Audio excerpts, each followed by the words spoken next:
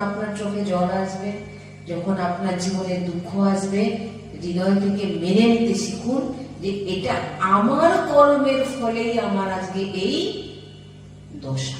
কেউ কারোকে দুঃখ দিতে পারে না, কেউ কারোকে কষ্ট দিতে পারে না, কেউ কারোকে কাঁদাতে পারে না।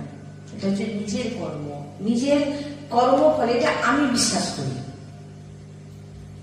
আমিও বিশ্বাস করি যে আমার জীবনের সঙ্গে যে জিনিস ঘটবে, কারণ আমরা গুরুজির মুখে যেটা শুনেছি সেটা সবই কিন্তু আমাদেরই কর্মের ফল, নিশ্চিত রূপে জেনে নিন। আর আপনি যত প্রয়াসও করুন, আপনি হাজারো চেষ্টা করুন, আপনি এই কর্মকে মেটাতে পারবেন না। আপনাকে ভোগ করতেই হবে।